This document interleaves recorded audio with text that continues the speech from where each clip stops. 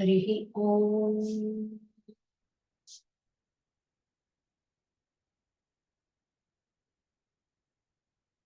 भद्रं कर्णेभिः शृणुयाम देवाः, भद्रं पश्येमाक्षभिर्यजत्राः, स्थिरैरङ्गैस्तुष्टुवागुंसस्तनूभिः व्यशेम देवहितं यदायुः। स्वस्ति न इन्द्रो वृद्धश्रवाः, स्वस्ति नः पूषा विश्ववेदाः, स्वस्ति नस्तार्क्ष्यो अरिष्टनेमिः, स्वस्ति नो बृहस्पतिर्दधातु। ॐ शान्तिः शान्तिः शान्तिः। हरिः ओम्। शन्नो मित्रः शं वरुणः, शन्नो भवत्वर्यमा, शन्न इन्द्रो बृहस्पतिः, शन्नो विष्णुरुक्रमः। नमो ब्रह्मणे नमस्ते वायो, त्वमेव प्रत्यक्षं ब्रह्मासि, त्वामेव प्रत्यक्षं ब्रह्म वदिष्यामि, ऋतं वदिष्यामि, सत्यं वदिष्यामि, तन्मामवतु, तद्वक्तारमवतु, अवतु माम्, अवतु वक्तारम्। ॐ शान्तिः शान्तिः शान्तिः। हरिः ॐ। सहनाववतु, सहनौ भुनक्तु, सह वीर्यङ्करवावहै, तेजस्विनावधीतमस्तु मा विद्विषावहै। ॐ शान्तिः शान्तिः शान्तिः।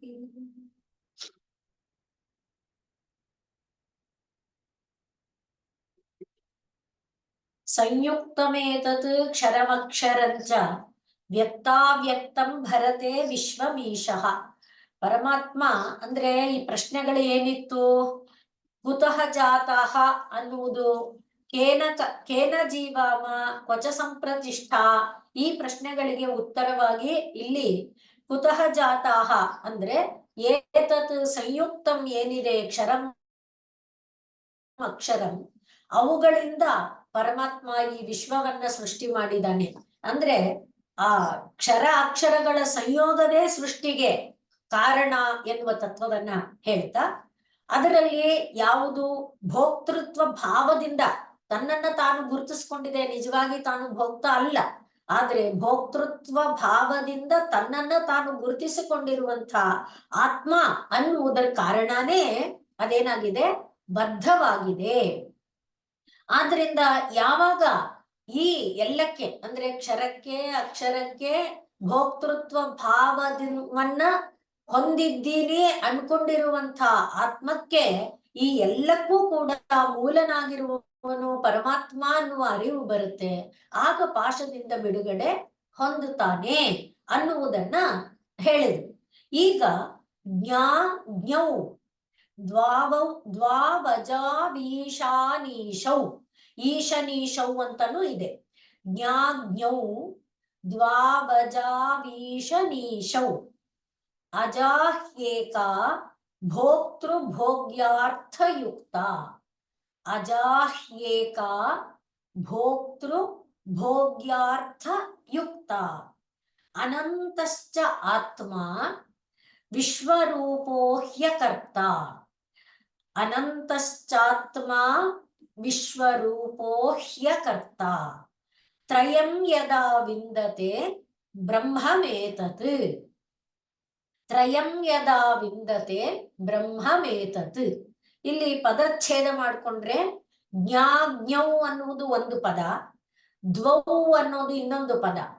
ದ್ವೌ ಅಜೌ, ದ್ವೌ ಅಜೌ, ಆಮೇಲೆ ಈಶ ನೀಶೌ, ದ್ವೌ ಅಜೌ ಈಶ ನೀಶೌ. ಆಮೇಲೆ ಎರಡನೇ ಪಾದಕ್ಕೆ ಬಂದ್ರೆ ಅಜಾ ಹಿ ಏಕಾ, ಅಜಾ ಹಿ ಏಕಾ ಭೋಕ್ತೃ ಭೋಗ್ಯಾರ್ಥ ಯುಕ್ತ. ಇನ್ನು ಅನಂತಶ್ಚ, ಅನಂತಃ ಚ ಆತ್ಮ ವಿಶ್ವರೂಪಃ ಹಿ ಅಕರ್ತ.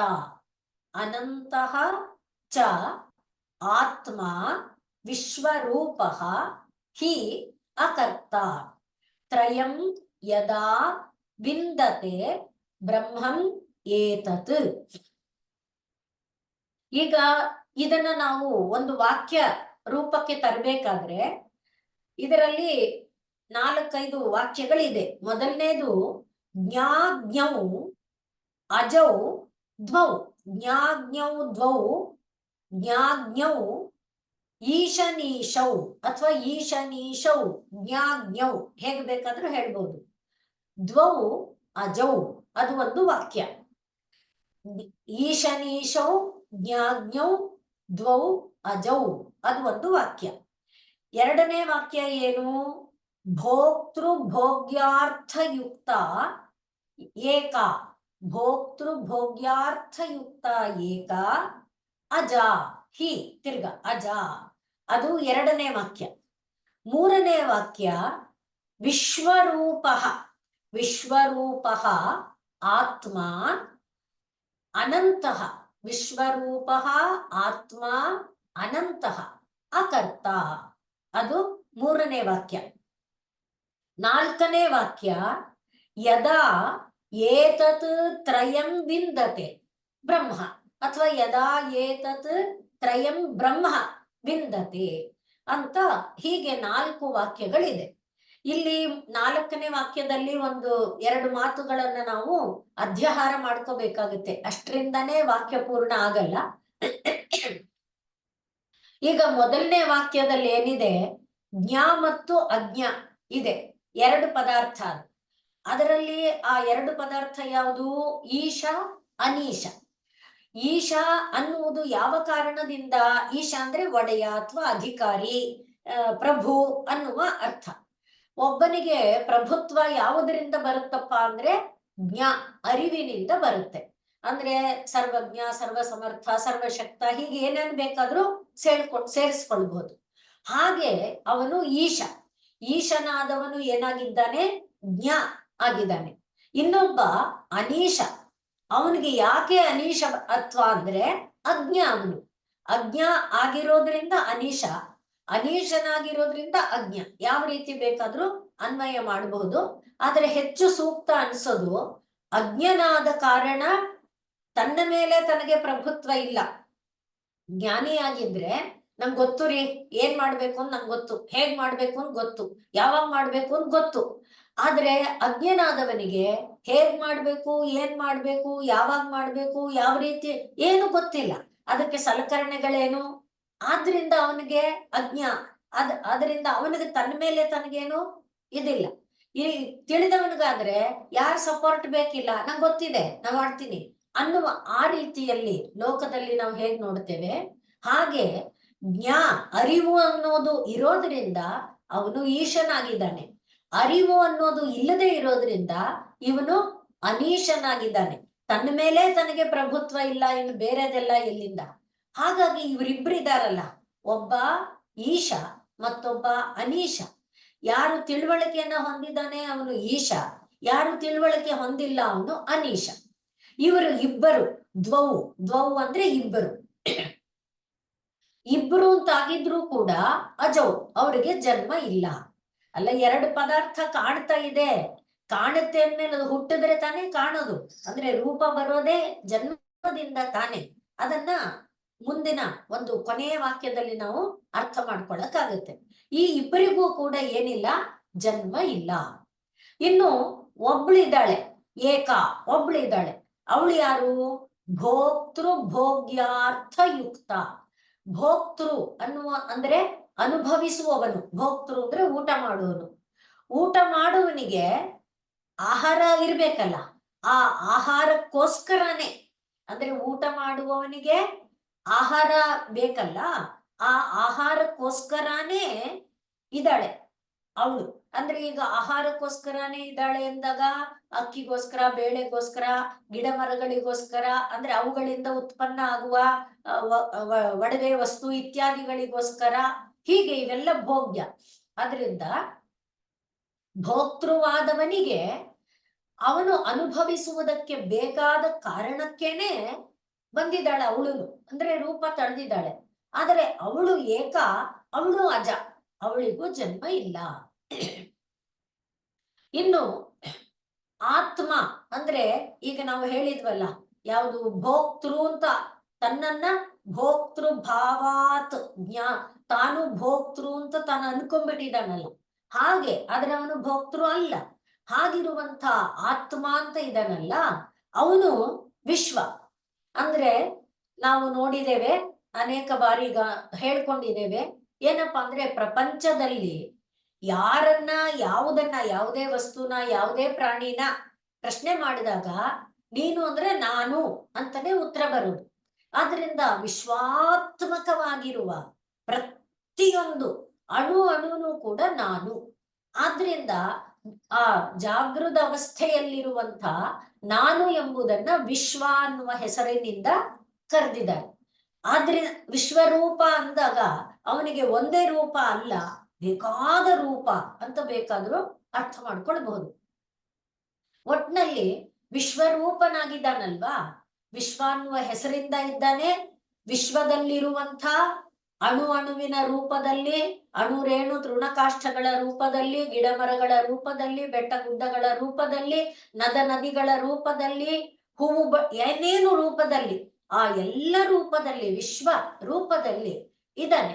ಅವನು ಅಷ್ಟು ವಿಶ್ವರೂಪದಲ್ಲಿ ಇರೋದ್ರಿಂದ ಅವನೇನು 1, 2, 3 ಅಂತ ಎಣಿಕೆಗೆ ಸಿಕ್ಕಲ್ಲ, ಅನಂತನಾಗಿದ್ದಾನೆ. ಅವನು ಭೋಕ್ತೃ ತಾನು ಅಂತ ಅನ್ಕೊಂಡಿದ್ದಾನಲ್ಲ, ಆದ್ರೆ ಅವನು ಭೋಕ್ತೃ ಅಲ್ಲ, ಅವನಿಗೆ ಕರ್ತೃತ್ವ ಅನ್ನೋದು ಇಲ್ಲ. ಹೀಗೆ ಈ ಮೂರನ್ನ, ಈಗ ಯಾವ ಮೂರನ್ನ, ಮೊದಲನೇ ವಾಕ್ಯ ಏನು, ಈಶ ಅನೀಶರಾಗಿರುವ ಜ್ಞವು ಎಂಬುದಕ್ಕೆ ಜನ್ಮ ಇಲ್ಲ ಅನ್ನುವುದನ್ನು, ಈ ಈಶ ಅನೀಶರಿಗೆ ಈಶತ್ವವನ್ನ ಕೊಟ್ಟವಳು ಭೋಕ್ತೃಭೋಗ್ಯಾರ್ಥ ಕಾರಣದಿಂದ ಬಂದ ಪ್ರಕೃತಿನೇ. ಅನೀಶತ್ವ ಕೊಟ್ಟವಳು ಭೋಕ್ತೃಭೋಗ್ಯಾರ್ಥದಿಂದ ಬಂದ ಪ್ರಕೃತಿನೇ.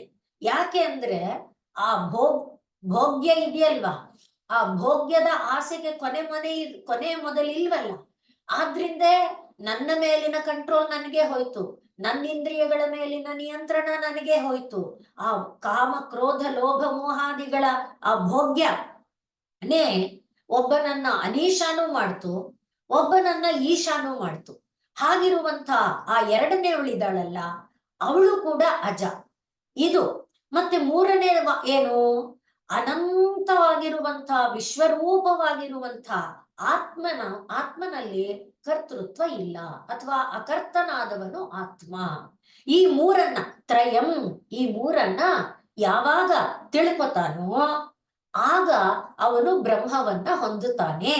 ಇಲ್ಲಿ ನಮ್ಮ ಕ್ವಚ ಸಂಪ್ರತಿಷ್ಠ, ನಮ್ಮ ನೆಲೆ ಎಲ್ಲ ಯಾವುದು, ನಾವ್ ಎಲ್ಲಿಂದ ಬಂದಿದ್ದೀವಿ, ಎಲ್ಲಿ ಹೋಗ್ಬೇಕು, ಹೇಗಿರ್ಬೇಕು ಅನ್ನುವ ಒಂದು ಪ್ರಶ್ನೆ ಬಂದಾಗ ಈ ಕೊನೆ ವಾಕ್ಯದಲ್ಲಿ ನಮಗದು ಉತ್ತರ ಹೇಳ್ತಾ ಇದೆ. ಈಗ ಇದೆಲ್ಲ ಕೇಳಿದಾಗ ಶಬ್ದಕ್ಕಂತೂ ಅರ್ಥ ಗೊತ್ತಾಗತ್ತೆ, ಆದ್ರೆ ಒಗಟಿನ ತರಹ ಅನ್ಸುತ್ತೆ. ಈ ಜ್ಞಾ ಮತ್ತು ಅಜ್ಞಾ ಅನ್ನುವಾಗ ಜ್ಞಾ ಎನ್ನುವವನು ಈಶ್ವರ, ಅಜ್ಞ ಅನ್ನುವವನು ಜೀವ. ಆದ್ರಿಂದಲೇ ಇದರಲ್ಲಿ ಹೇಳುವಾಗಲೂ ಕೂಡ ಅವನು ಒಬ್ಬನೇ, ಏಕಃ ತಥಾ ಸರ್ವಭೂತಾಂತರಾತ್ಮ, ಒಬ್ಬನೇ ಎಲ್ಲ ಭೂತಗಳ ಒಳಗೆ ಪ್ರವೇಶ ಮಾಡಿ ಮಾಡಿ ಮಾಡಿ ಅವನು ಜೀವ ವಿಶ್ವ ಅನ್ನುವ ಹೆಸರನ್ನ ಪಡ್ಕೊಳ್ತಾನೆ. ಯಾರು? ಅವನೇ. ಯಾರು? ಏಕನಾದಂಥ ಈಶ್ವರನೇ. ಆದ್ರಿಂದ ಅವನು ಯಾರಿಗೆ ಒಂದು ನಿರ್ದಿಷ್ಟವಾದ ಕಾಲ, ನಿರ್ದಿಷ್ಟವಾದ ಅವಧಿ, ನಿರ್ದಿಷ್ಟವಾದಂಥ ಒಂದು ವಸ್ತು, ದೇಶ, ಈ ಮಿತಿ ಇಲ್ವೋ ಅವನು ಅವನು ದೇಶ ಕಾಲ ವಸ್ತು ಮಿತಿಗೆ ತನ್ನನ್ನ ತಾನೇ ಒಳಪಡಿಸಿಕೊಳ್ತಾನೆ. ಹಾಗೆ ಅವನು ಒಳಪಡಿಸಿಕೊಳ್ಳುವುದು ಆ ಒಂದು ಕಾಲದಲ್ಲಿ, ಯಾವುದೋ ಒಂದು ನಿರ್ದಿಷ್ಟವಾದ ಕಾಲ ದೇಶ ವಸ್ತು ಸ್ಥಿತಿಯಲ್ಲಿ. ಆದರೆ ಈಗ ಅವನು ಅಂತ ಯಾರನ್ನ ಹೇಳಿದ್ವಿ? ಯಾರು ದೇಶ ಕಾಲ ವಸ್ತುಗಳ ಮಿತಿಯಲ್ಲಿ ಬರೋದಿಲ್ವೋ, ಅದರ ಅತೀತವಾಗಿದ್ದಾನೋ ಅವನು ತನ್ನನ್ನ ತಾನೇ ದೇಶ ಕಾಲ ವಸ್ತು ಮಿತಿಗೆ ಒಳಪಡಿಸಿಕೊಂಡಾಗ ಅವನೇನ್ ಅನ್ನಿಸ್ಕೊತಾನೆ? ಜೀವ, ಅಜ್ಞ, ಅನೀಶ ಅಂತ ಅನ್ನಿಸ್ಕೊಳ್ತಾನೆ. ಆದ್ರಿಂದ ಈಗ ಇವನಿಗೆ ಅಂದ್ರೆ ಯಾರು ದೇಶಕಾಲ ವಸ್ತು ಮಿತಿಗೆ ಒಳಗಾಗಿಲ್ವೋ ಅವನಿಗೆ ಸೆಪರೇಟ್ ಆದಂತ ಒಂದು ರೂಪ, ಒಂದು ಆಕಾರ, ಒಂದು ಇದು ಅಂತಿಲ್ಲ. ಅವನು ಯಾವ್ಯಾವ ರೂಪ ತಳಿತಾನೆ ಅಂದ್ರೆ ಭಾವಿಸ್ಕೊಳ್ತಾನೆ ಅದದೇ. ಹಾಗಾಗಿ ಅಲ್ಲಿ ಜನ್ಮ ಅನ್ನುವ ವಿಷಯ ಅನ್ನೋದು ಬರೋದಿಲ್ಲ. ಆ ನಿರ್ದಿಷ್ಟ ಕಾಲ ಬಂದಾಗ ಒಂದು ಸ್ಥೂಲ ಶರೀರ ಅನ್ನೋದು ನಿರ್ಮಾಣ ಆಗತ್ತೆ.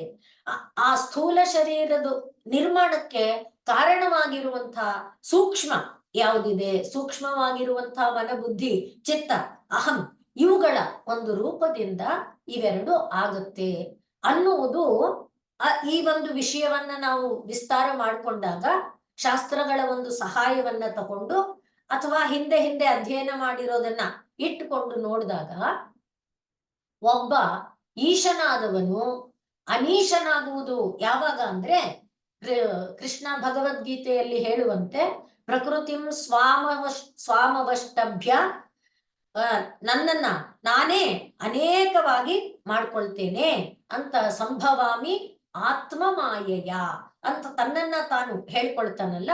ಹಾಗೆ ಆ ಭೋಕ್ತೃ ಭೋಗ್ಯ ಅನ್ನುವ ಕಾರಣಕ್ಕಾಗೇ ಯಾರು ಇದ್ದಾಳೋ ಅವಳು ಯಾರು?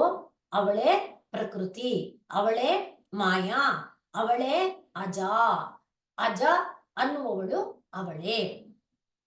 ಈಗ ಇದು ಪರಾ ಎನ್ನುವ ಪ್ರಕೃತಿಯ ನೆಲೆ, ಪರಾ ಎನ್ನುವ ಪ್ರಕೃತಿಯ ನೆಲೆಯಲ್ಲಿದ್ದಾಗ ಯಾವ ಭೇದ ಇಲ್ಲ. ಯಾವ ಭೇದ ಇಲ್ಲ ಅಂದ್ರೆ ಈಶತ್ವ, ಅನೀಶತ್ವ, ಜೀವ ಮತ್ತೆ ಈಶ್ವರ ಇತ್ಯಾದಿ ಯಾವ ಭೇದ ಇಲ್ಲ. ಯಾವಾಗ ತಾನು ಆ ಪರಮೇಶ್ವರ ಅನ್ನುವನು ದೇಶಕಾಲ ವಸ್ತುವನ್ನ ತನಗೆ ತಾನು ಮಿತಿ ಹಾಕಿಕೊಳ್ಳದೆ ಎಲ್ಲ ಅವನೇ, ಎಲ್ಲಾ ದೇಶ, ಎಲ್ಲಾ ಕಾಲ, ಎಲ್ಲಾ ವಸ್ತು ಅವನೇ ಅಂತ ಯಾರಾಗಿದ್ದಾನೋ ಅವನು ತನ್ನನ್ನ ತಾನು ದೇಶಕಾಲ ವಸ್ತು ಮಿತಿಗೆ ಕೊಳ್ಳಲು ಹೊರಟಾಗ ಅಲ್ಲಿ ಏನಿಲ್ಲ, ಅಲ್ಲಿ ಅವನು ತಾನು ತನ್ನನ್ನ ಅನೀಶನನ್ನಾಗಿ ಮಾಡ್ಕೊಂಡ. ಆದ್ರೆ ಅವನೇ ಇದಾಗಿದ್ದು ತಾನೆ. ಇದು ಇನ್ನ ನಮ್ಗೆ ಸ್ಪಷ್ಟ ಆಗ್ಬೇಕು ಅಂದ್ರೆ ಎಲ್ಲದಕ್ಕೆ ಉದಾಹರಣೆ ಕೊಡುವಂತ ಈ ಎಣ್ಣೆ ವಿಷಯವನ್ನೇ. ಎಳ್ಳೆ ಇದ್ದಿದ್ದು ತಾನೆ.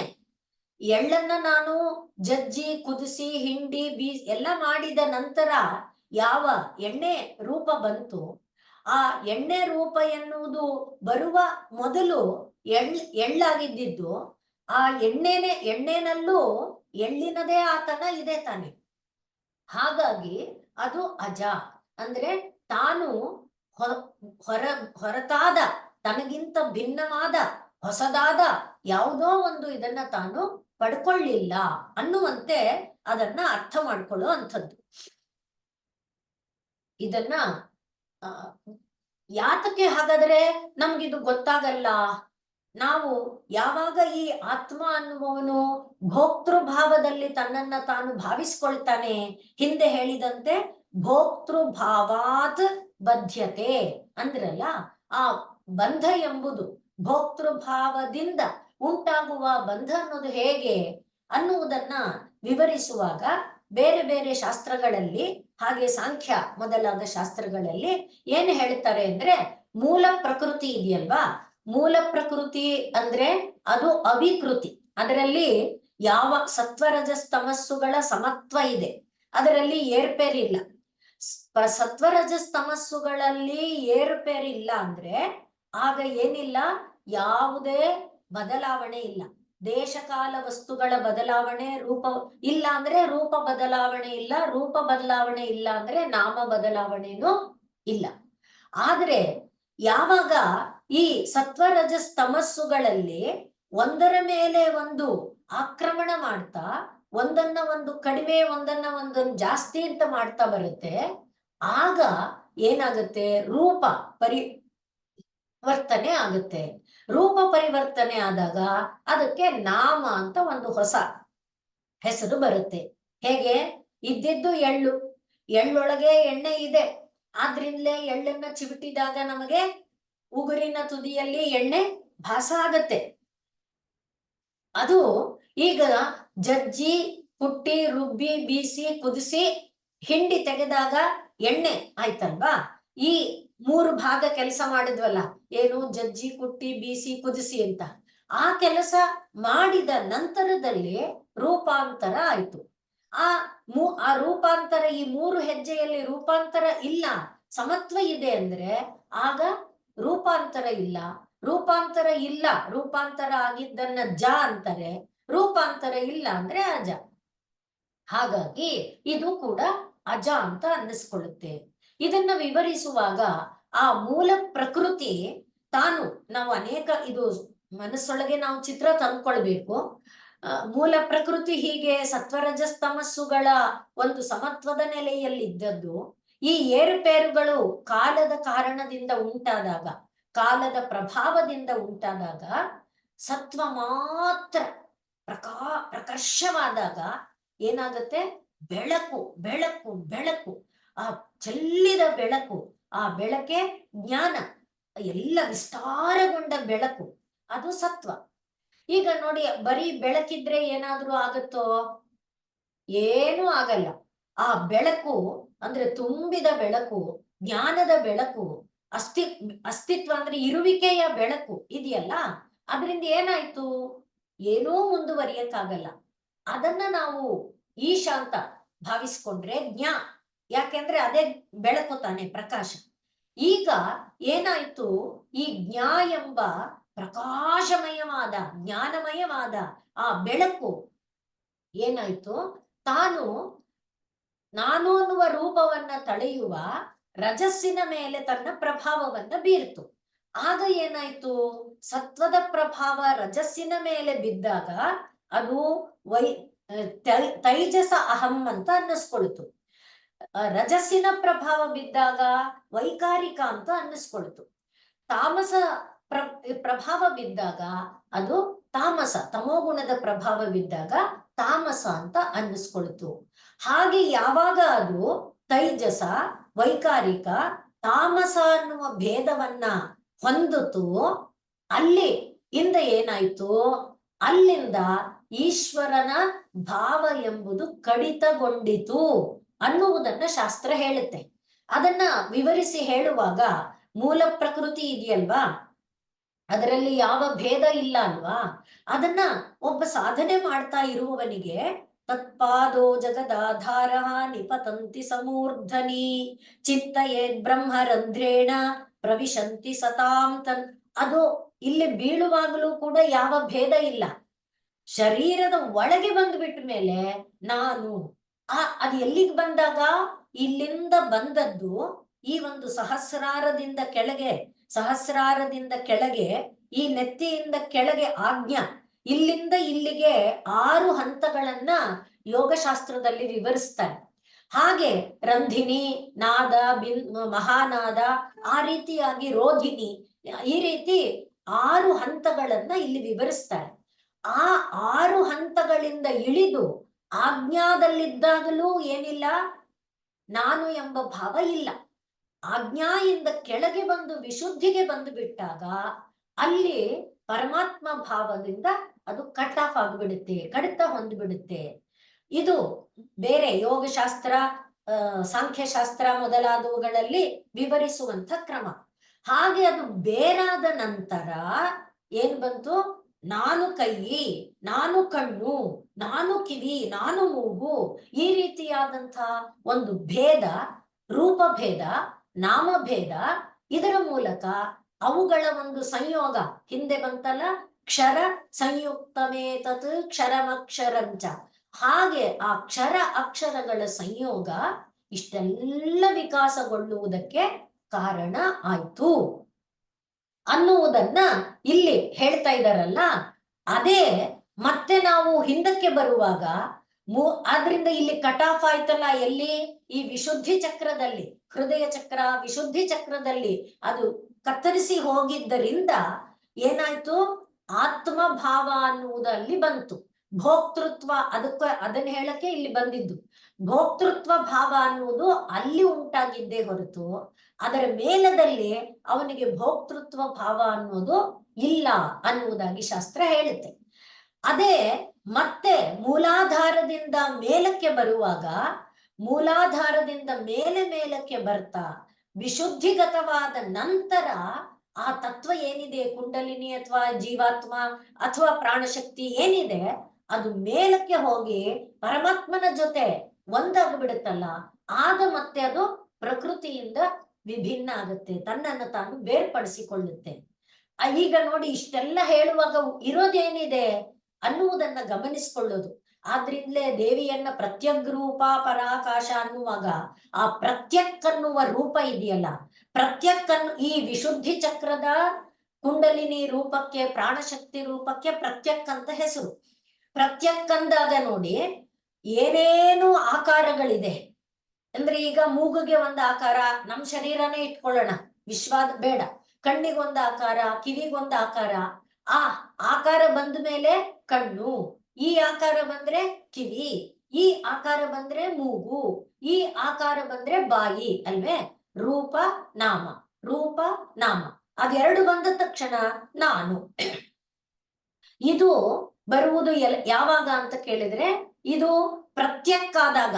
ಯಾವುದರಿಂದ ಪ್ರತ್ಯಕ್ಕಾದಾಗ? ಪರಾತ್ಪರ ವಸ್ತುವಿನಿಂದ ಪ್ರತ್ಯಕ್ಕಾದಾಗ.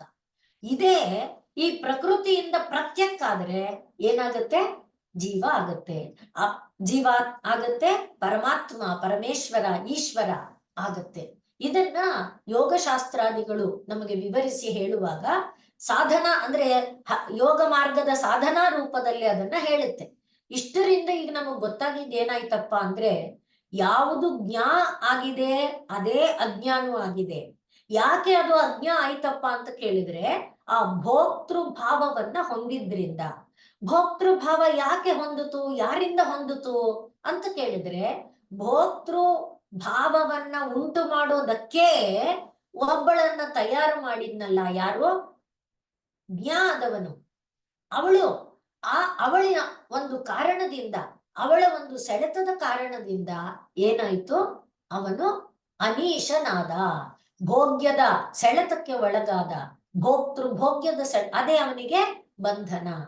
ಈಗ ಆ ರೀತಿಯಾದ ಭೋಗ್ಯ ಅರ್ಥಕ್ಕಾಗಿ, ಅಂದ್ರೆ ಅದೇ ಪರ್ಪಸ್, ಭೋಕ್ತೃವಾದವನಿಗೆ ಭೋಗ್ಯವಾಗಲಿಕ್ಕಾಗಿ, ಭೋಕ್ತೃವಾದವನಿಗೆ ಭೋಗ್ಯವಾಗಲಿಕ್ಕಾಗಿ ಅಂದ್ರೆ ಅರ್ಥ ಏನು? ಊಟ ಮಾಡುವವನಿಗೆ ಆಹಾರ ಆಗುವುದಕ್ಕಾಗಿ ಯಾರು ಬಂದಿದ್ದಾಳೋ ಅವಳು ಇವನನ್ನ ಈ ಊಟದ ಸೆಳೆತದಲ್ಲಿ ಕಟ್ಟಾಕೋದ್ರಿಂದ, ಅದೇ ಪ್ರತ್ಯಕ್ ಅಂತ ಹೇಳಿದ್ವಲ್ಲ, ಈ ಒಂದು ಜಾಗದಿಂದ ಮೇಲಕ್ಕೆ, ಈ ಒಂದು ಜಾಗದಿಂದ ಕೆಳಕ್ಕೆ, ಹಾಗೆ ಮಾಡುವಾಗ ಅದು ಎರಡೂ ಕಡೆಗೂ ಪ್ರತ್ಯಕ್ಕಾಗಿ ರೂಪವನ್ನ ಹೊಂದೋ ರೀತಿಯಲ್ಲಿ ಆದಾಗೆ ಅದನ್ನ ಪ್ರತ್ಯೇಕ ಆತ್ಮ, ಜೀವಾತ್ಮ ಇತ್ಯಾದ ಹೆಸರುಗಳಿಂದ ಕರೀತಾರೆ. ಆಗಲೇ ಅದು ಅನೀಶ ಅಂತಾಗತ್ತೆ ಅನ್ನುವುದನ್ನ ಹೇಳಿದ್ರು.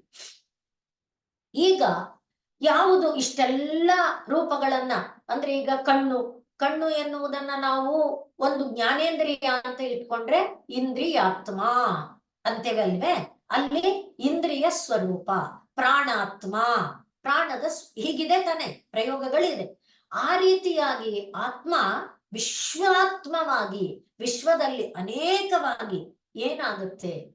ಈಗ ಈ ಮೂರನ್ನೇ ಇಟ್ಕೊಳ್ಳೋಣ. ನಾವೇನು ಹೇಳ್ಕೊಂಡ್ವಿ? ಎಳ್ಳಿನ ರೂಪ, ಎಣ್ಣೆ ರೂಪ, ಮಧ್ಯದಲ್ಲಿ ನಡೆಯುವ ಒಂದು ಪ್ರಕ್ರಿಯಾ ರೂಪ. ಈ ಮೂರು ಇರುವಾಗ ಯಾರು ಮೂಲ ಅನ್ನುವುದನ್ನ ಯೋಚನೆ ಮಾಡಿದ್ರೆ, ಈಗ ಎಳ್ಳು ಮೂಲವಾಗಿದೆ, ಎಳ್ಳನ್ನ ಮಧ್ಯದಲ್ಲಿ ನಾವೇನೇನೋ ಮಾಡ್ತಾ ಇದೀವಲ್ಲ, ಆಗ್ಲೂ ಎಳ್ಳೆ ಇದೆ ತಾನೆ, ಎಳ್ಳನ್ನ ಕುಟ್ತಾ ಇದೀವಿ, ಎಳ್ಳನ್ನ ಅರಿತಾ ಇದೀವಿ, ಅಲ್ಲೆಲ್ಲ ಎಳ್ಳಿದೆ, ಎಳ್ಳನ್ನ ಕುದಿಸ್ತಾ ಇದ್ದೀವಿ, ಅರೆದಿರುವ ಎಳ್ಳನ್ನ ಕುದಿಸ್ತಾ ಇದೀವಿ ನೋಡಿ, ಆ ಎಳ್ಳಿದ್ದೇ ಇದೆ.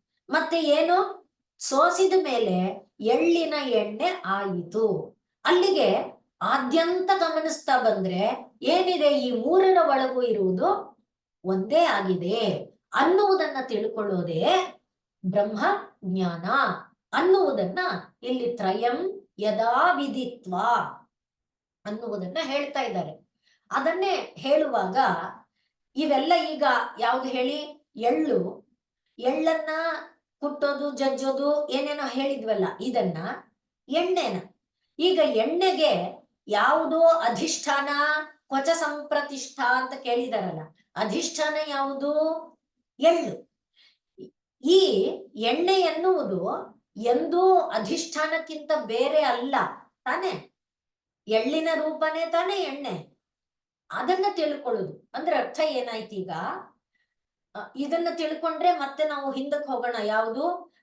ಅಜಾಕಿಯಕಾಗೆ. ಈಗ ಸಾಧಾರಣವಾಗಿ ಉದಾಹರಣೆ ಕೊಡುವಂಥದ್ದು ಹಾವು ಮತ್ತು ಹಗ್ಗ. ಇರೋದು ಹಗ್ಗನೇ. ಹಗ್ಗದಲ್ಲಿ ಹಾವು ಎನ್ನುವುದನ್ನ ಭಾವಿಸಿದನಲ್ವಾ?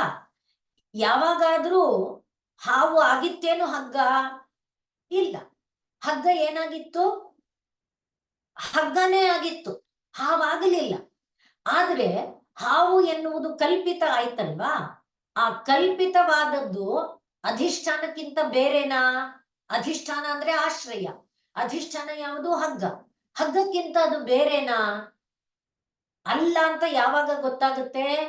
ಟಾರ್ಚು, ಕೋಲು ಇತ್ಯಾದಿಗಳನ್ನ ಹಿಡ್ಕೊಂಡು ಬಂದು ಜನ ಗಲಗಲೆ ಅಂತ ಶಬ್ದ ಮಾಡಿ ಕುಟ್ಟಿ ಅಟ್ಟಿ ಮಾಡಿದಾಗ ಗೊತ್ತಾಗುತ್ತೆ. ಅದಕ್ಕೆ ಮೊದಲು ಭಯ, ಭೀತಿ, ಅಂಜಿಕೆ, ಕಿರ್ಚಾಟ, ಕುಣಿತಾಟ ಇದೆಲ್ಲ ಇದೆ. ಅಂದ್ರೆ ಇದೆಲ್ಲ ಭೋಕ್ತೃಭಾವ. ಈ ಭೋಕ್ತೃಭಾವದಿಂದ ಹೊರಗೆ ಬರೋದು ಯಾವಾಗ? ನಾವು ಅಧಿಷ್ಠಾನವನ್ನ ತಿಳ್ಕೊಂಡಾಗ. ಹಾಗೆ ಈಗ ಜ್ಞಾಜ್ಞೌ ಅನ್ನುವುದಕ್ಕೂ, ಯಾರು ಭೋಕ್ತೃಭೋಗ್ಯಾರ್ಥಕ್ಕಾಗಿಯೇ ನಿರ್ಮಾಣ ಆಗಿದ್ದಾಳೋ ಅವಳಿಗೂ, ಮತ್ತು ಆತ್ಮ ಅಂತ ಯಾವುದು ಈ ಭೋಕ್ತೃಭೋಗ್ಯಗಳಲ್ಲಿ ಸಿಲುಕೊಂಡಿದ್ದಾನಲ್ಲ ಅವನಿಗೂ ಅಧಿಷ್ಠಾನ ಯಾವುದು? ಒಂದೇ. ಅದು ಯಾವುದು? ಬ್ರಹ್ಮ ಅನ್ನೋದನ್ನ ತಿಳ್ಕೊಂಡವನಿಗೆ ಯಾವತ್ತೂ ಭಯ ಇಲ್ಲ, ಯಾವತ್ತೂ ದುಃಖ ಇಲ್ಲ, ಯಾವತ್ತೂ ಭಾರ ಇಲ್ಲ. ಅದನ್ನ ನಾವು ಸ್ವಾಮಿ ವಿವೇಕಾನಂದರ ದೃಷ್ಟಾಂತದಿಂದ ತಗೊಳ್ಳೋದಾದ್ರೆ, ಶ್ರೀರಾಮಕೃಷ್ಣರು ಹೇಳುವಾಗ ಹಾವು ನಾರಾಯಣ, ಸಿಂಹ ನಾರಾಯಣ, ಹುಲಿ ನಾರಾಯಣ ಅಂತ ಹೇಳಿದ್ದಾರೆ. ಆ ರೀತಿಯಲ್ಲಿ ನೋಡುವುದರ ಅನುಭವವನ್ನೇ ಸ್ವಾಮಿ ವಿವೇಕಾನಂದರ ದೃಷ್ಟಿಯಲ್ಲಿ ನೋಡಿದಾಗ, ನಾವೆಲ್ಲ ಓದಿದ್ದೇವೆ, ಗೊತ್ತಿರುತ್ತೆ. ವಿವೇಕಾನಂದರು ಪರಿವ್ರಾಜಕನಾಗಿ ಸಂಚಾರ ಮಾಡ್ತಿದ್ದಾಗ, ಸಾಧನೆ ಮಾಡ್ತಾ ಇದ್ದ ಕಾಲದಲ್ಲಿ ಒಂದು ಸಲಿ ಕಾಡಿನ ಒಳಾ ಭಾಗದಲ್ಲಿ ದಾರಿ ತಪ್ಪು ಬಿಟ್ಟು ಎಲ್ಲೆಲ್ಲೋ ಹೊರಟೋಗ್ಬಿಟ್ಟಿದ್ದಾರೆ. ಬಹಳ ದೂರ ಹೋಗಿ ಆಯಾಸ ಆಗಿ ಒಂದು ಮರದಡಿನಲ್ಲಿ ಕುಳಿತು ಕಣ್ಣು ಮುಚ್ಕೊಂಡು ಧ್ಯಾನ ಮಾಡೋಣ, ಹೇಗೂ ಹೊರಗೆ ಹೋಗೋದಕ್ಕೆ ದಾರಿ ಗೊತ್ತಾಗ್ತಾ ಇಲ್ಲ ಅಂತ, ಏನಾದ್ರೂ ರಾತ್ರಿ ಕಳಿಬೇಕು ಅನ್ನುವುದಕ್ಕೆ ಕೂತು ಕಣ್ಣು ಮುಚ್ಕೊಂಡು ಧ್ಯಾನ ಮಾಡ್ತಾ ಇದ್ದಾರೆ. ಧ್ಯಾನದಿಂದ ಕಣ್ಣು ತೆರೆದ್ರೆ ಅವ್ರ ಎದುರಿಗೆ ಒಂದು ಹುಲಿ ಇದೆ. ಹುಲಿ ಕಂಡ ತಕ್ಷಣ ಯಾರಿಗಾದ್ರೂ ರಿಫ್ಲೆಕ್ಸ್ ಆಕ್ಷನ್ ಏನಾಗುತ್ತೆ? ಓಡ್ಬೇಕು ಅನ್ಸುತ್ತೆ, ಡಗಡಗ ಅಂತ. ಈಗ ಹಾವು ಹಗ್ಗನ ಕಲ್ಪನೆ ಮಾಡ್ಕೊಳ್ಳಿ, ಹೆಂಗ ಆಗತ್ತೆ? ಅದೇ ರೀತಿ ಅವರಿಗೂ ಕ್ಷಣ ಮಾತ್ರ, ಅಂದ್ರೆ ಫ್ರಾಕ್ಷನ್ ಆಫ್ ಎ ಸೆಕೆಂಡ್ ಅಷ್ಟೇ ಅನ್ನಿಸ್ತು. ನೆಕ್ಸ್ಟ್ ಮೊಮೆಂಟೇ ಅನ್ನಿಸ್ತು, ಅರೆ ಈ ಶರೀರ ಯಾವತ್ತಿಗೂ ಬಿದ್ದೋಗದೆ, ಪಾಪ ಅದು ಹಸಿದಿದೆಯೇನೋ, ಹಸಿದ ಹುಲಿಗ ಆಹಾರವಾಗಿ ಆದ್ರೂ ಸಾರ್ಥಕ ಆಗ್ಲಿ. ಹೇಗೂ ನಾನಂತೂ ಸಾಧನೆ ಮಾಡ್ಲಿಲ್ಲ, ಏನನ್ ಪಡಿಬೇಕಿತ್ತೋ ಅದನ್ನು ಪಡೀಲಿಲ್ಲ, ಹೋಗ್ಲಿ ಅದಕ್ಕೆ ಆಹಾರವಾಗಿ ಸಾರ್ಥಕ ಆಗ್ಲಿ ಈ ಶರೀರ ಅಂತ ಮತ್ತೆ ಕಣ್ಣು ಮುಚ್ಕೊಂಡ್ರು. ಆಗ ಅವರಿಗೆ ಹುಲಿ ಅಂತ ಭಯ ಆಗಲಿಲ್ಲ. ಹುಲಿಯಲ್ಲಿ ಅವ್ರು ಏನನ್ನ ಕಂಡ್ರು ಅದನ್ನ ಇಲ್ಲಿ ಅಧಿಷ್ಠಾನವಾದಂತ ಒಂದು ತತ್ವವನ್ನ, ಹಾಗೆ ಯೋಗಿಯಾದವನಿಗೆ ಯಾವಾಗ್ಲೂ ಅಧಿಷ್ಠಾನನೇ ಕಾಣುತ್ತೆ. ಯಾವಾಗ್ಲೂ ಅವನಿಗೆ ಹಾವು ಹಗ್ಗವಾಗಿ, ಹಾವುನೂ ಹಗ್ಗನೇ, ಹಗ್ಗನೂ ಹಾವೇ ಅವನಿಗೆ. ಅಂದ್ರೆ ಆ ರೀತಿಯಾದ ಭಾವದಲ್ಲಿ ಅವನು ಇರ್ತಾನೆ. ಅದನ್ನ ಇಲ್ಲಿ ನಾವು ಗಮನಿಸಿಕೊಂಡಾಗ ಈ ಮೂರರ ಒಳಗೆ ಇರುವಂತ ಅಧಿಷ್ಠಾನ ಯಾವುದಪ್ಪ? ಮೂರಕ್ಕೂ ಆಶ್ರಯಭೂತವಾಗಿರುವಂತ ತತ್ವ ಒಂದೇ, ಅದೇ ಬ್ರಹ್ಮ. ಅದನ್ನ ನಾವು ತಿಳ್ಕೊಳ್ಬೇಕು. ಇದು ಕೇಳುವಾಗ ಕಷ್ಟನೇ ಅನ್ಸಿದೆ ನಿಜ, ಆದರೆ ನಾವು ಮೊದಲಿಂದ ಹೇಳಿಕೊಂಡು ಬಂದಿರುವಂತೆ ಪ್ರತಿಯೊಂದು ಇಂದ್ರಿಯಗಳು ಕೂಡ ಎಲ್ಲಿ ಭೋಗ್ಯ ಅಂತ ತಗೊಂಡಾಗ ಎಲ್ಲಿ ನಾವು ಇಂದ್ರಿಯಗಳನ್ನ ವೈಕಾರಿಕ, ತೈಜಸ ಮತ್ತೆ ಅಹಮ್ಮನ ಒಳಗೆ ಸೇರಿಸಿದ್ವಲ್ಲ, ಅಲ್ಲೆಲ್ಲ ನಾವು ನೋಡಿದ್ದೇನು, ಎಲ್ಲ ದೇವತೆಗಳೇ, ಯಾವುದು ಬೇರೆ ಅಲ್ಲ. ವಾಕ್ ಎಂಬುದಕ್ಕೆ ಅಗ್ನಿ ದೇವತೆ, ಪ್ರಾಣ ಎಂಬುದಕ್ಕೆ ವಾಯು ದೇವತೆ, ಮೂಗಿಗೆ ಅಶ್ವಿನಿ ದೇವತೆ, ಮನಸ್ಸಿಗೆ ಚಂದ್ರ ದೇವತೆ, ಕಣ್ಣಿಗೆ ಸೂರ್ಯ ದೇವತೆ, ಶರೀರಕ್ಕೆ ಪೃಥ್ವಿ ದೇವತೆ, ನಾನು ಅಂತ ಅನ್ನುಕೊಳ್ಳುವಂತಹ ಅಹಂ ಅಹಂ ಅನ್ನುವ ಅಂತಃಕರಣಕ್ಕೆ ರುದ್ರ ದೇವತೆ, ಬುದ್ಧಿಗೆ ಹೀಗೆ ಈ ದೇವತೆಗಳ ನಾನಾತ್ವ, ನಾನಾ ದೇವತಾ ರೂಪ ಹೆಸರು ಇದ್ರೂ ಕೂಡ ಹಾಗೆ ನಾನಾ ಆಗಿರುವ ಒಂದೇ ಶಕ್ತಿ, ಅದು ಯಾವುದು? ಅಜ. ಅದಕ್ಕೆಲ್ಲ ಅಧಿಷ್ಠಾನ ಯಾವುದು? ಮನಸ್ಸು, ಬುದ್ಧಿ, ಇಂದ್ರಿಯ ಇತ್ಯಾದಿ ಹೆಸರು. ಅದಕ್ಕೆ ಅಧಿಷ್ಠಾನ ದೇವತೆಗಳಾಗಿರುವಂತ ಇಂದ್ರ, ವರುಣ ಇತ್ಯಾದಿಗಳು. ಆ ಎಲ್ಲಕ್ಕೂ ಬೇಸ್ ಯಾವುದು? ಅಜ. ಅವಳಿಗೆ ಬೇಸ್ ಯಾವುದು? ಪರಮಾತ್ಮ. ಈ ರೀತಿಯಾಗಿ ಶಾಸ್ತ್ರಗಳು ವಿವರಣೆ ಕೊಡುತ್ತೆ.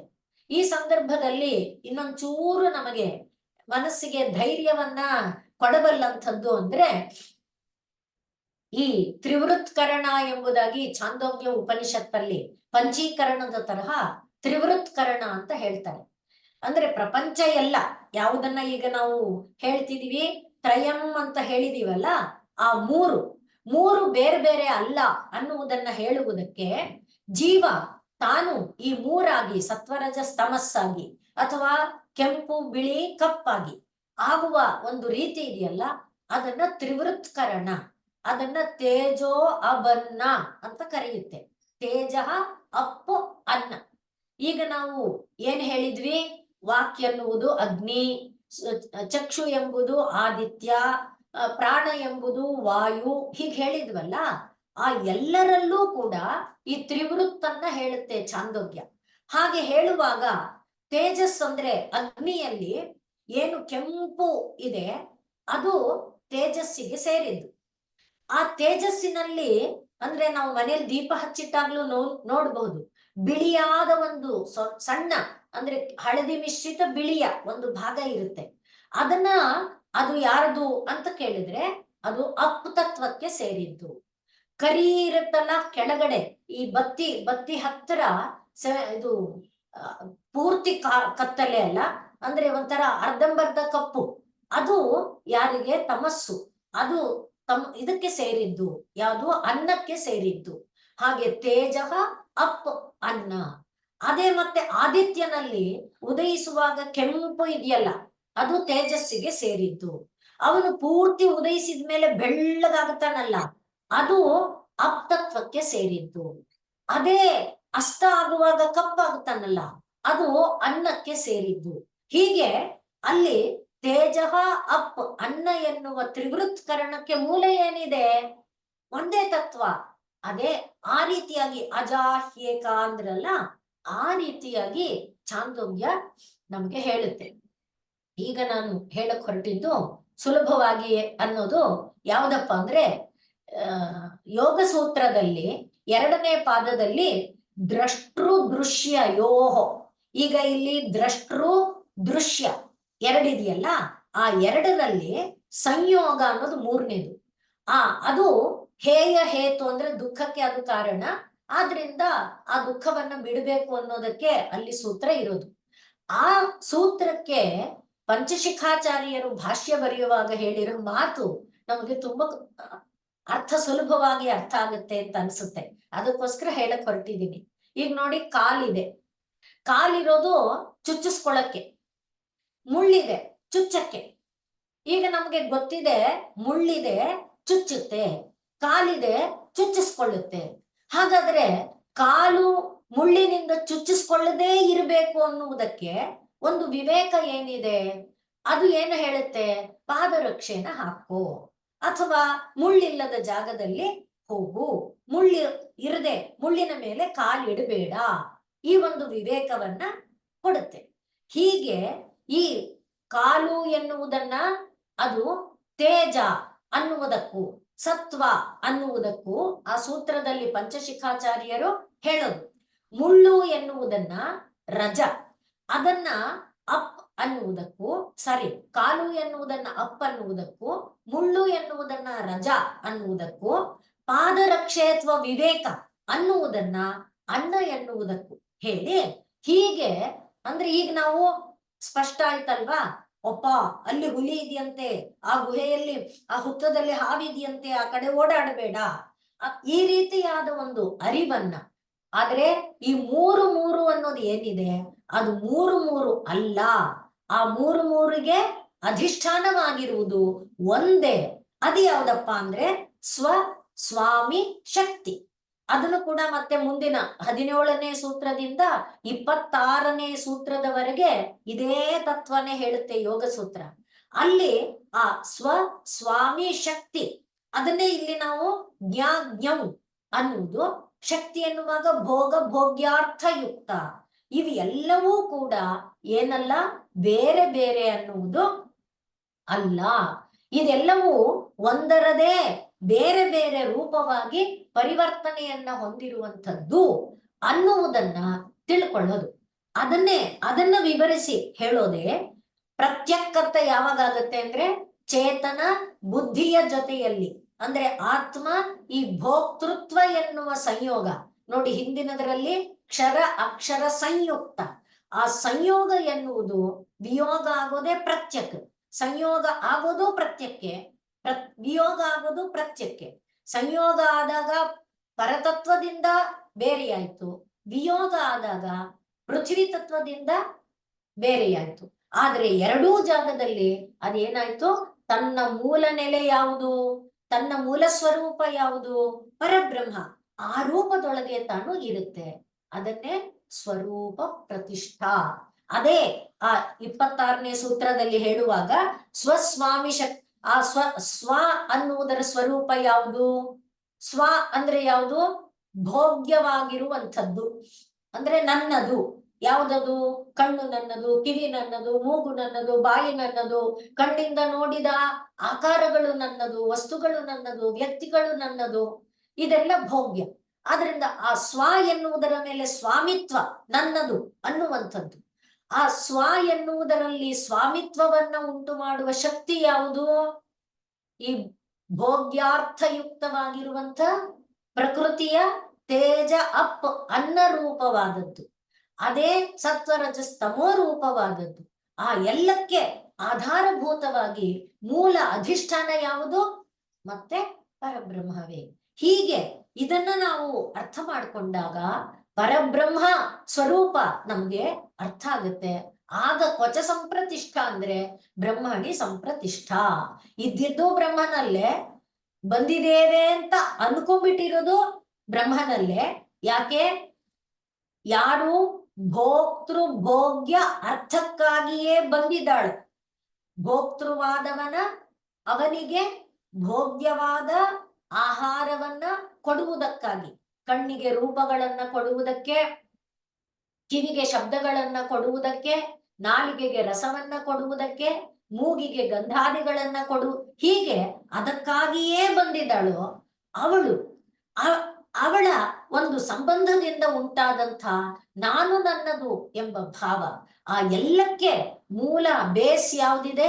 ಅಲ್ಲಿ ಹಗ್ಗ ಏನಿತ್ತು, ಹಗ್ಗದ ಮೇಲೆ ಕಲ್ಪಿತವಾದ ಎಷ್ಟೆಲ್ಲ ಭಾವನೆಗಳು, ಅನುಭವಗಳು, ನಡುಕಗಳು, ಭೀತಿ, ಏನೇನಿತ್ತು, 10 ಜನರ ಈ ಎಲ್ಲ ಗಲಭೆಗಳ ಬೇಸ್ ಯಾವುದೋ ಆ ಬೇಸಲ್ಲಿ ಅಲುಗಾಡುವಿಕೆ ಅನ್ನೋದು ಇಲ್ವೇ ಇಲ್ಲ. ಅದನ್ನ ತಿಳ್ಕೊಂಡೆ ಅಂದ್ರೆ ಅದೇ ಬ್ರಹ್ಮ. ಹಾಗೆ ಈ ವಿಶ್ವಾತ್ಮಕವಾಗಿ ಭೋಗ್ಯ ವಸ್ತುವಾಗಿ ಇರುವುದು ಯಾವುದು? ಬ್ರಹ್ಮನೇ. ಸ್ವ ನನ್ನದು ಅಂತ ತಿಳ್ಕೊಂಡುವ ಭೋಕ್ತೃತ್ವ ಭಾವದಿಂದ ಕೂಡಿರುವ ಅಜ್ಞ ಅನೀಶ ಯಾರು? ಬ್ರಹ್ಮನೇ. ಮತ್ತೆ ಅಜ್ಞ ಅನೀಶ ಭೋಗ್ಯ ಪ್ರಕೃತಿ, ಇದಕ್ಕೆ ಆಧಾರನಾಗಿರುವವನು ಯಾರು? ಜ್ಞಾನ ಈಶ. ಅವನು ಯಾರು? ಅದನ್ನು ಪರಮೇಶನೇ, ಬ್ರಹ್ಮನೇ. ಹಾಗೆ ತ್ರಯಂ, ಈ ಮೂರನ್ನು ಒಂದೇ ಅಧಿಷ್ಠಾನದ ಬೇರೆ ಬೇರೆ ಕಲ್ಪಿತ ಭಾವ ಎನ್ನುವುದರ ಅರಿವು ಬಂದಾಗ ಬೇರೆ ಬೇರೆ, ಅದಕ್ಕೆ ಮತ್ತೆ ನಾವು ಎಳ್ಳನ್ನೇ ಉದಾಹರಣೆಯಾಗಿ ತಕೊಂಡ್ರೆ, ಎಳ್ಳು, ಎಳ್ಳಿನ ಜಜ್ಜು, ಕುದಿಸು ಇತ್ಯಾದಿ ರೂಪ, ಅದರ ಮತ್ತೊಂದು ರೂಪ ಎಣ್ಣೆ. ಈ ಒಂದು ಭಾವದಲ್ಲಿ ಎಲ್ಲ ಜಾಗದಲ್ಲಿರುವ ಆ ಎಳ್ಳು ಎಳ್ಳು ಎಳ್ಳು ಅನ್ನುವ ತನವನ್ನ ನಾವು ಭಾವಿಸಿಕೊಂಡಾಗ ಪ್ರತಿಷ್ಠಾನ ಸ್ವಪ್ರತಿಷ್ಠಾ ಅನ್ನುವುದು ಒಂದೇ. ಆ ಭಾವದಲ್ಲಿ ಮಾತ್ರ ವ್ಯತ್ಯಾಸ ಇದೆ. ಆ ಭಾವದಲ್ಲಿ ವ್ಯತ್ಯಾಸ ಆಗೋದಕ್ಕೆ ಕಾರಣ ದೇಶ ಕಾಲ ವಸ್ತು. ಅದೇ ತೇಜ ಅಪ್ ಅನ್ನ, ಅದೇ ಸತ್ವ ರಜಸ್ ತಮ. ಹಾಗೆ ಈ ಮೂರಕ್ಕೆ ಮೂಲವಾಗಿರುವಂಥ ಭೋಕ್ತೃಭೋಗ್ಯಕ್ಕಾಗಿ ಬಂದಿರುವ ಪ್ರಕೃತಿ, ಪ್ರಕೃತಿಯ ಅಧೀನದಿಂದ ಅನೀಶನಾಗಿರುವ ಆತ್ಮ, ಆ ಪ್ರಕೃತಿ ಮತ್ತು ಅನೀಶನಾದ ಆತ್ಮನಿಗೆ ಒಡೆಯನಾಗಿರುವ ಈಶ, ಈ ಮೂವರಿಗೆ ಒಂದೇ ಪ್ರತಿಷ್ಠೆ, ಒಂದೇ ಅಧಿಷ್ಠಾನ. ಅದ್ಯಾವುದು? ಬ್ರಹ್ಮ ಅನ್ನುವುದನ್ನ ತಿಳ್ಕೊಂಡಾಗ ಕ್ವಚ ಸಂಪ್ರತಿಷ್ಠ ಅಂದ್ರೆ ಅಲ್ಲಿ ನಮ್ಮ ನೆಲೆ ಇದೆ. ಸಾ ಕಾಷ್ಠ ಸಾ ಪರಾಗತಿ ಅನ್ನುವುದಾಗಿ ಇದನ್ನ ಶಾಸ್ತ್ರಗಳು ತಿಳಿಸಿ ಹೇಳುತ್ತೆ. ಅದನ್ನ ಈ ಮಂತ್ರ ನಮಗೆ ತಿಳಿಸಿಕೊಡ್ತಾ ಇದೆ. ಆದ್ರಿಂದ ಈ ತ್ರಿವೃತ್ಕರಣ ಅನ್ನುವುದನ್ನ ದಧ್ಯಂಗ್ ಅನ್ನುವಂತ ಅಥರ್ವ ಅಶ್ವಿನಿ ದೇವತೆಗಳಿಗೆ ಬೋಧಿಸ್ತಾನೆ ಛಾಂದೋಗ್ಯದಲ್ಲಿ. ಒಟ್ಟಿನಲ್ಲಿ ಯಾರೇನೇ ಹೇಳಿದ್ರು ಇದು ಏನಿದೆ, ಬೇಸ್ ಅನ್ನುವುದು ಒಂದಿದೆ. ಬೇಸಿನಲ್ಲಿ ದೇಶಕಾಲ ವಸ್ತುಗಳ ಕಾರಣದಿಂದ ಪರಿಣಾಮಗಳು ಕಾಣ್ತಾ ಇದೆ. ಆ ದೇಶಕಾಲ ವಸ್ತುಗಳ ಕಾರಣ ಹಿಂದಕ್ಕೆ ಹೋದ್ರೆ ಪರಿಣಾಮ ಹೊರಟೋಗುತ್ತೆ, ಪರಿಣಾಮ ಹೋದ್ರೆ ಮೂಲ ರೂಪ ತನ್ನ ಹಾಗೆ ಉಳ್ಕೊಳ್ಳುತ್ತೆ. ಆ ಒಂದು ಭಾವವನ್ನ ತಿಳ್ಕೊಳ್ಳುವಂಥದ್ದು ಈ ಮಂತ್ರದಿಂದ ನಮಗೆ ಹೇಳಿರುವುದು. ಆದ್ರಿಂದ ಯದಾ ತ್ರಯಂ ವಿಂದತೆ, ಯಾವಾಗ ಯದಾ ತ್ರಯಂ ಈ ಮೂರನ್ನು ತಿಳ್ಕೊತಾನು, ಏತತ್ ತ್ರಯಂ ವಿಂದತೆ ಅಂದ್ರೆ ತಿಳ್ಕೊ ಅಂತಾನು ಅರ್ಥ ಆಗುತ್ತೆ. ಆಗ ಅವನು ಬ್ರಹ್ಮ ವಿಂದತೆ, ಬ್ರಹ್ಮವನ್ನ ಪಡೀತಾನೆ ಅನ್ನುವುದಾಗಿ ಈ ಮಂತ್ರದ ಅರ್ಥ ಆಗುತ್ತೆ. ಇಲ್ಲಿ ಎರಡು ಎಲ್ಲಾ ಇವರುಗಳು ಹೇಳಿದ್ದಾರೆ. ಬ್ರಹ್ಮಂ ಅಂತ ಶಬ್ದ ಇದೆಯಲ್ಲ, ಬ್ರಹ್ಮಂ ಅಂತ ಶಬ್ದ ಇಲ್ಲ, ಅದು ಆರ್ಷ ಪ್ರಯೋಗ ಅಂತ ಹೇಳಿದ್ದಾರೆ. ಹಾಗೆ ಈಶನೀಶೌ, ಅಲ್ಲಿ ಈಶ ಅನೀಶ ಸೇರಿದ್ರೆ ಈಶಾನೀಶ ಅಂತ ಆಗ್ಬೇಕು. ಆದ್ರೆ ಈಶನೀಶ ಅಂತ ಆಗಿರುವುದು ಕೂಡ ಆರ್ಷ ಪ್ರಯೋಗ, ಅದನ್ನ ನಾವು ದೋಷ ಅಂತ ತಗೋಬಾರ್ದು ಅನ್ನುವುದಾಗಿ ಎಲ್ಲರೂ ಹೇಳಿದ್ದಾರೆ. ಅದು ಎರಡನ್ನ ಗಮನಿಸಿಕೊಂಡಾಗ ಈ ಮಂತ್ರದ ಪೂರ್ಣ ಸ್ವರೂಪ ಕಿಂಚಿತ್ತು ಕಣ್ಣೊಳಗೆ ಬರಬಹುದು ಅಂತ ಭಾವಿಸ್ಕೊಳ್ತೀನಿ. ಏನು ಜ್ಞಾ ಅಜ್ಞವು, ಒಟ್ನಲ್ಲಿ ಯಾರು ಹುಟ್ಲಿಲ್ಲ, ಯಾರು ಬೆಳಿಲಿಲ್ಲ, ಆದರೆ ಹುಟ್ಟಿದಂತೆ ಬೆಳೆದಂತೆ, ಇದರಲ್ಲಿ ಹೇಳ್ತಿರಲ್ಲ ನಾವು ಹೊಡೆದಾಗ ಮಾಡ್ತೀನಿ ನೀನ್ ಅರ್ಥಾಗ ಮಾಡು ಅಂತ. ಹಾಗೆ ಅಂದ್ರೆ ರೂಢಿಯಲ್ಲಿ ಅಂದ್ರೆ ಯಾರನ್ನಾದ್ರೂ ಸಮಾಧಾನ ಮಾಡಿಸಿ ಇದೆಲ್ಲ ಮಾಡ್ಬೇಕಾದಾಗ ಲೋಕದಲ್ಲಿ ಮಾಡಲ್ವಾ, ಅಂದ್ರೆ ಇದೇ ತೋರಿಸುತ್ತೆ ನೋಡಿ, ಇದು ಕಲ್ಪಿತ. ಹಾಗೆ ಆದ್ರಿಂದ ಜ್ಞಾಜ್ಞೌ ದ್ವೌ ಅಜೀವೌ ಈಶ ನೀಶೌ. ಮತ್ತೆ ಅಜಾಹಿ ಸ್ಪಷ್ಟ ಆಗಿದೆ, ಅಜಾಹಿ ಏಕ ಭೋಕ್ತೃ ಭೋಗ್ಯ ಅರ್ಥ ಯುಕ್ತ. ಭೋಕ್ತೃವಿಗೆ ಭೋಗ್ಯ ಎಂಬುದನ್ನು ಉಂಟು ಮಾಡಲಿಕ್ಕಾಗಿಯೇ ತನ್ನನ್ನ ತಾನು ತೊಡಗಿಸಿಕೊಂಡಿರುವ ಅವಳು ಅಜ. ಹೀಗೆ ಅಜಹ ಅಜ ಎನ್ನುವ ಎರಡು ಪದಾರ್ಥದಲ್ಲಿ ಒಬ್ಬ ವಿಶ್ವರೂಪನಾಗಿರುವ ಅನಂತವಾದ ಆಕಾರಗಳನ್ನ, ಅನಂತವಾದ ನಾಮಗಳನ್ನ, ಅನಂತವಾದ ಭಾವಗಳನ್ನ, ಅನಂತವಾದ ಕಲ್ಪನೆಗಳನ್ನ, ಚಿಂತನೆಗಳನ್ನ, ಅನುಭೂತಿಗಳನ್ನ ಹೊಂದುತ್ತಾ ಇರುವಂಥವನು. ಅವನು ಆ ಭಾವನೆಗಾಗಲಿ, ಆ ಚಿಂತನೆಗಳಿಗಾಗಲಿ, ಆ ರೂಪಗಳಿಗಾಗಲಿ, ಆ ಕಾರ್ಯಗಳಿಗಾಗಲಿ ಸಂಬಂಧಪಟ್ಟವನೇ ಅಲ್ಲ. ಅದು ಮೂರು. ಈ ಮೂರಕ್ಕೂ ಕೂಡ ಒಂದೇ ಆಧಾರ ವಸ್ತು, ಅದೇ ಬ್ರಹ್ಮ. ಆ ಒಂದೇ ಆಧಾರ ವಸ್ತು ಅನ್ನೋದು ತಿಳ್ಕೊಳ್ಳೋದು ಒಂದು. ಹಾಗೆ ತಿಳ್ಕೊಂಡವನು ಬ್ರಹ್ಮವಿತ್, ಅವನೇ ಬ್ರಹ್ಮ ಇವ ಭವತಿ. ಹೀಗೆ ಆಗ ಅವನು ಸುಪ್ರತಿಷ್ಠಿತನಾಗುತ್ತಾನೆ. ಅದರಿಂದ ಅನಂತಶ್ಚ ಆತ್ಮ ವಿಶ್ವರೂಪ ಹಿ ಅಕರ್ತ ತ್ರಯಂ ಯದಾ ವಿಂದತೆ ಬ್ರಹ್ಮಂ ಏತತ್. ಒಂದು ಚೂರು ಮಂತ್ರದ ಸ್ವರೂಪ ಕಣ್ಣು ಮನಗಳೊಳಗೆ ಬಂದಿದೆ ಅಂತ ಭಾವಿಸ್ಕೊಳ್ತೀನಿ. ಓಂ ಪೂರ್ಣಮದಃ ಪೂರ್ಣಮಿದಂ ಪೂರ್ಣಾತ್ ಪೂರ್ಣಮುದಚ್ಯತೆ ಪೂರ್ಣಸ್ಯ ಪೂರ್ಣಮಾದಾಯ ಪೂರ್ಣಮೇವಾವಶಿಷ್ಯತೆ. ಓಂ ಶಾಂತಿ ಶಾಂತಿ ಶಾಂತಿ. ಸರ್ವೇ ಭವಂತು ಸುಖಿನಃ, ಸರ್ವೇ ಸಂತು ನಿರಾಮಯಾಃ, ಸರ್ವೇ ಭದ್ರಾಣಿ ಪಶ್ಯಂತು, ಮಾ ಕಶ್ಚಿತ್ ದುಃಖ ಭಾಗ್ ಭವೇತ್. ಹರಿ ತತ್ಸತ್. ಶ್ರೀರಾಮಕೃಷ್ಣಾರ್ಪಣಮಸ್ತು.